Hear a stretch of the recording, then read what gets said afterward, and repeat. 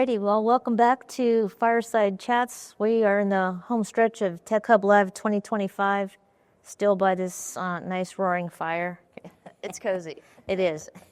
My guest is Makala Krieger. Makala is the Agronomy Internship Program Coordinator at Keystone Co-op. That's wonderful. How long have you been there, and tell us a little bit about what you're doing? Officially 2 years full-time since I graduated from Purdue in 2023, but this will be my third recruiting season or third internship season. Awesome. So as an agronomy internship program coordinator, essentially, I am in charge of recruiting, hiring, and managing our agronomy interns. So throughout the winter seasons, spend a lot of time at career fairs, and then throughout that summer season, really diving into the crop season, helping manage our inter-UAB program and manage those insights and the data that we're gathering. That's cool.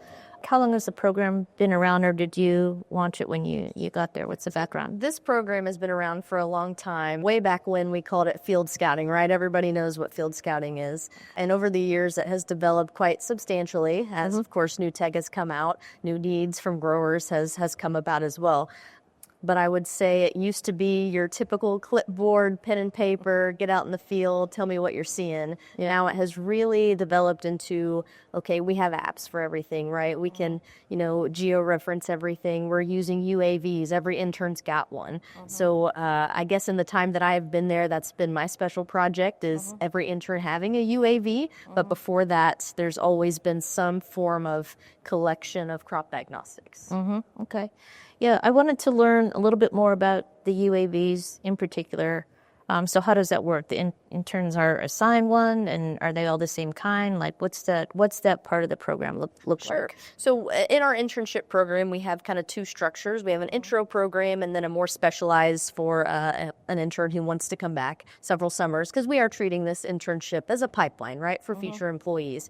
So we're really focusing, especially with UAVs, on that intro program. So we're looking for freshmen, sophomores at university level who are interested in agronomy and interested in getting some UAV experience. So we will bring them in. We don't require them to be Part 107 licensed because we will train them for it. So we'll bring them in. Come about February, March, we'll host a Part 107 training.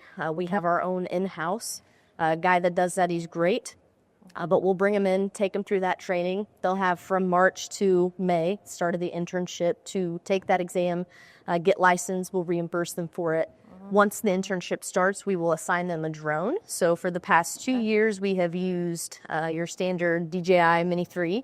Works pretty well, nothing too fancy, and it integrates pretty well with our scouting app. And then this year, unfortunately, due to some customs issues, right, we haven't been exploring Potensic Atom 2s, but still essentially your standard drone.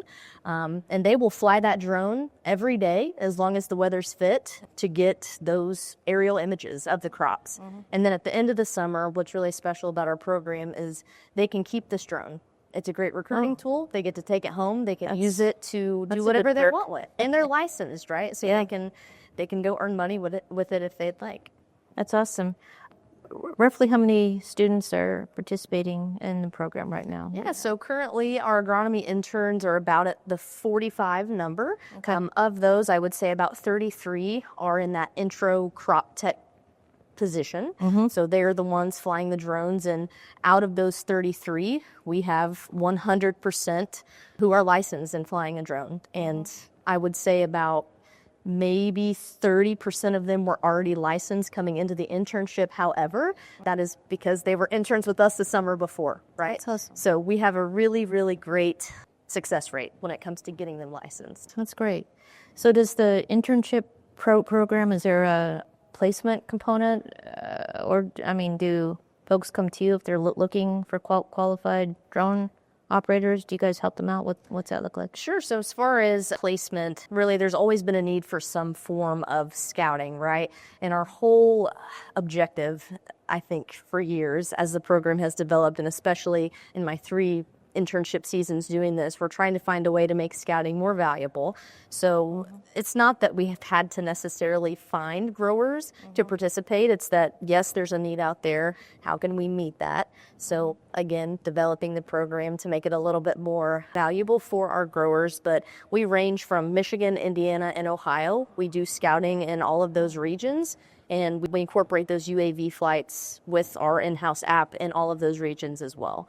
So, and as far as where the interns come from, we get a lot of Purdue students, we get a lot of Michigan State students, and then some more local colleges as well. So it's pretty easy to place our interns, really, because we pretty much have a need for scouting in our business territory. Yeah.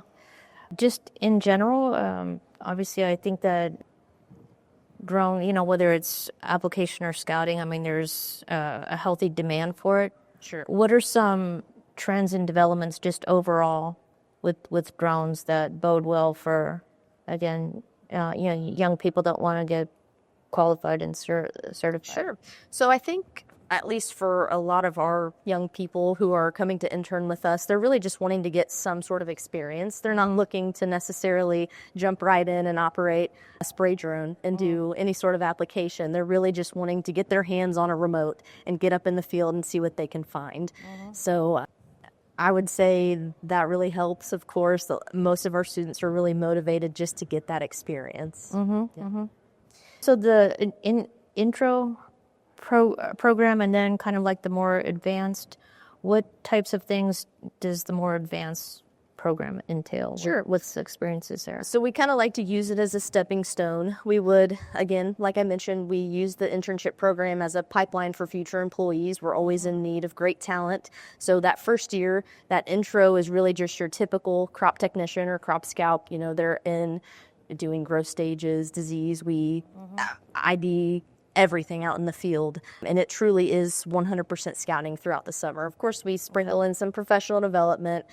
But as far as those advanced programs go, we have agronomy sales, operations management. We actually do have a really great agronomy innovation internship program. We have 3 this year, and they've worked on a variety of different projects that are a little bit more niche. So last year, as an example, we had a couple interns working on building and engineering an autonomous soil sampling robot.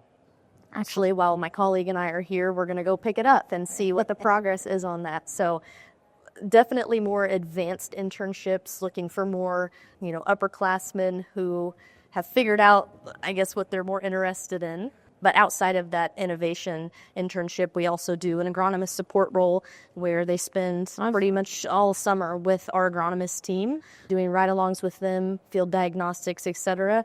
And then we also, since we have 33 plus crop technicians, we also have a student coordinator position where they can manage a group of crop techs and really get some management experience. That's awesome.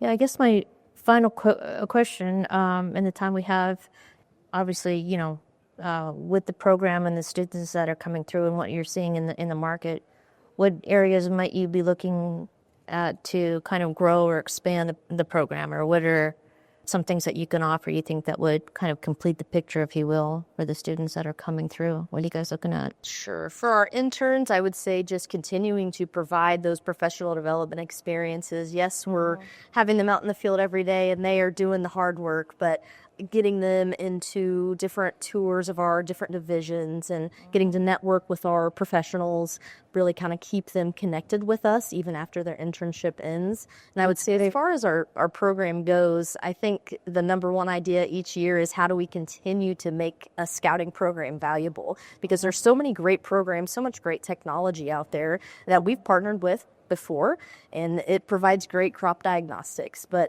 again, you have to beg the question, we have all this data, what are we going to do with it? So I think trying to make it more accessible for our growers, make it a little more convenient for them is really the name of the game. And it seems to me that our youth and the interns that we have coming in are just as motivated to figure those things out.